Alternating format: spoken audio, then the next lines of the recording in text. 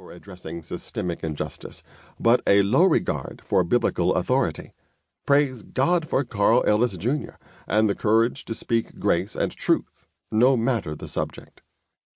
This book lifts up a gospel that not only renews hearts, but also renews institutions. This book taught me to have a fidelity to the Scriptures while having a compassion for social justice. The right wants you to believe that a concern for justice equates to licentiousness. The left wants you to believe that a preservation of historical biblical ethics equates to oppression. Praise God for Carl Ellis, that he presented a book that tears down the dividing wall of confusion. Carl has lived a life that refuses to be prostituted as a political pawn. He does not stand in a hopeless middle that hides behind indecision. He stands confident on the truth of God that refuses to auction off its allegiance. He may be too radical for some and not radical enough for others. He may be in the middle because we live in a society that settles on ideologies that have often lacked nuance. As a Joshua people, we know there is a time to kill and a time to heal.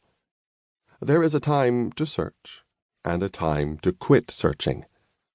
Praise God, Carl cares about the unborn child and the precarious predicaments that put women in a position to consider abortion. The truth, written over 30 years ago, reads as if Mr. Ellis scrolled through his Twitter feed to address the polarizing ideologies of 2020. Praise God that truth is timeless. Praise God that Carl was brave. Praise God that this book answers many of my questions. Praise God Almighty. I am free at last. Preface to the Signature Edition.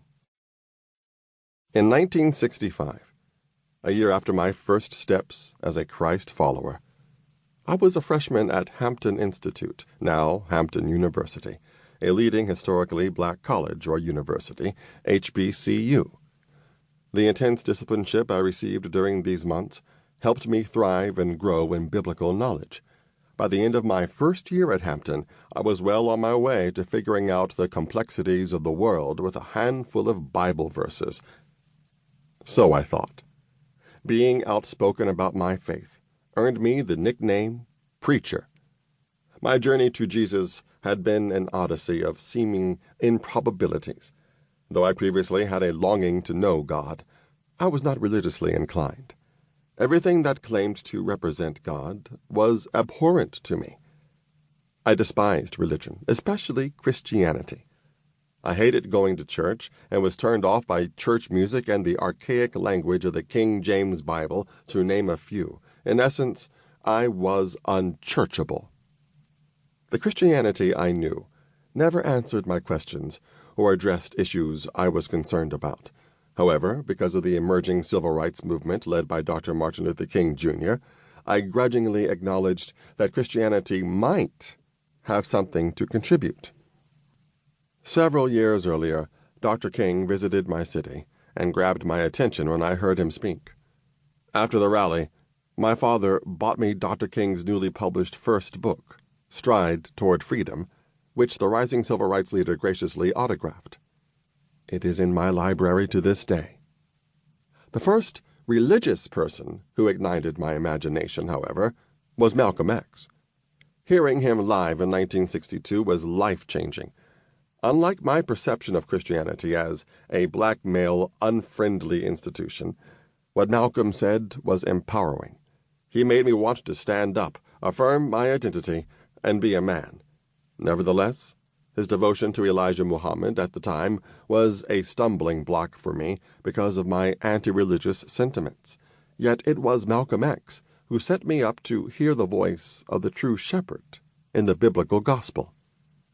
My search for answers to life's questions changed when I became intrigued by a conversation with two fellow high school acquaintances. They had a reputation for being weird because of things they articulated over the years.